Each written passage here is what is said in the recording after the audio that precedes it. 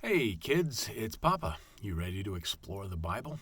All right, well, let's take a look at Genesis chapter 8. Genesis chapter 8, and we're going to explore a little bit more about science today.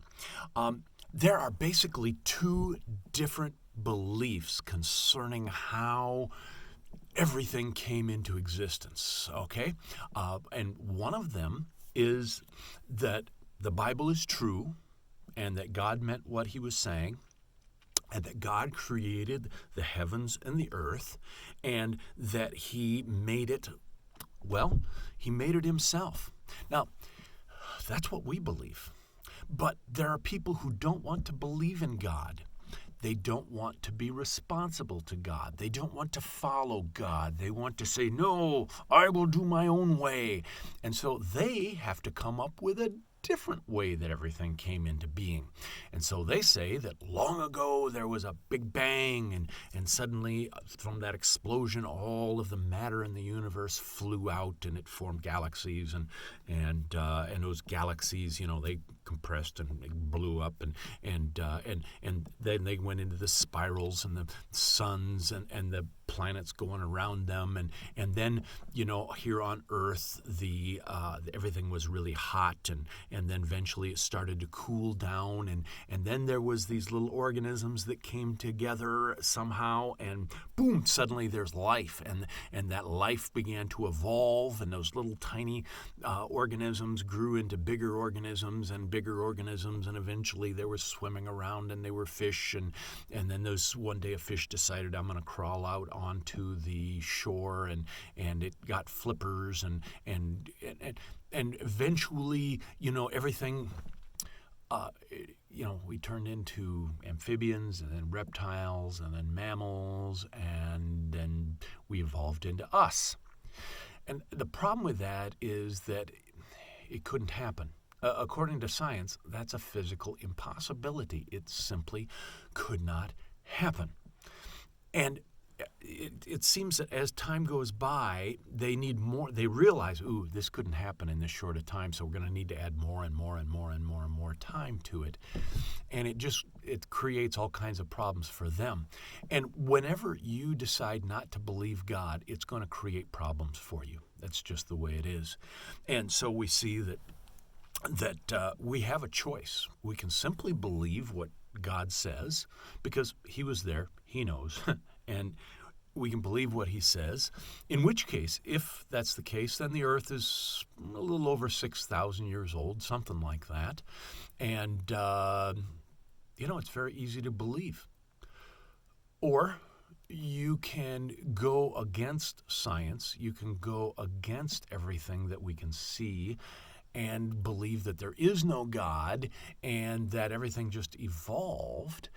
And that's harder for me to believe. It is far easier for me to believe that a God that has revealed himself to me, not only in his word, but also in my life. He's working in my life, and he has shown me things.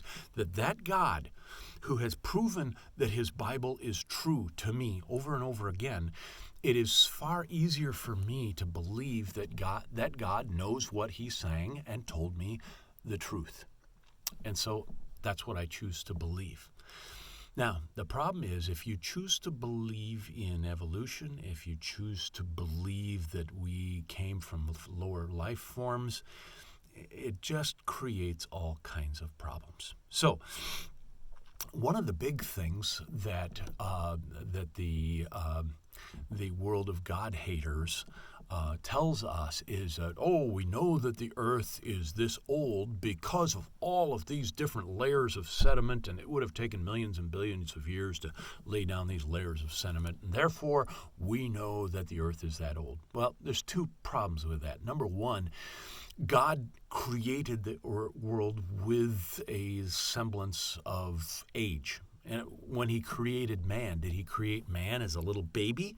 No. He created man as a man. Okay? He created woman as a woman. He created them with apparent age. Okay, he created, have you ever heard the expression, what came first, the chicken or the egg? Well, you know what? The chicken came first because God created a chicken, and it was probably an adult chicken. And so God created the world with apparent age. Now, if he did this with living organisms, he could do that with the earth itself.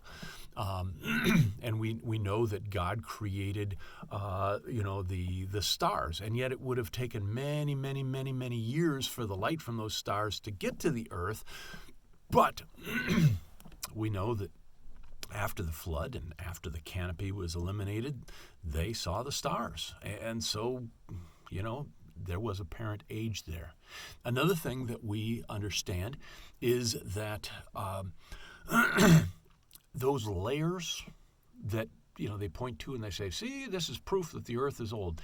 No, because those layers could very easily have been laid down in a very short time during the flood.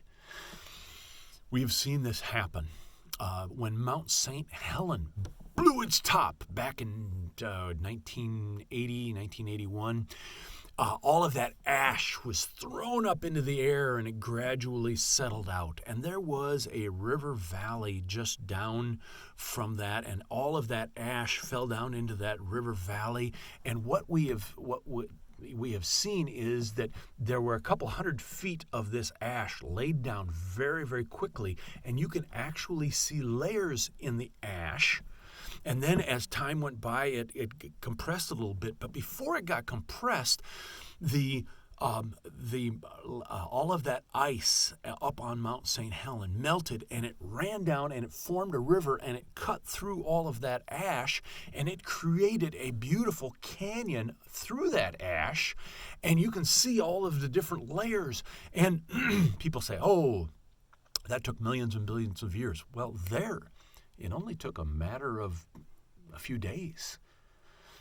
You see, God can do things quickly or he can do things slowly. It's up to him. If it's God doing it, God can do it any way he wants. And they say, well, you know what? We have other ways of showing that the earth is old, and we'll talk about those tomorrow. But all of those layers, do they prove that the earth is old? No, not really. So we need to believe God. You see, God always means what he says, and he always says what he means. And so it is far easier to simply believe God. Hey, you guys have a great day. Love you. Talk to you later. Bye-bye.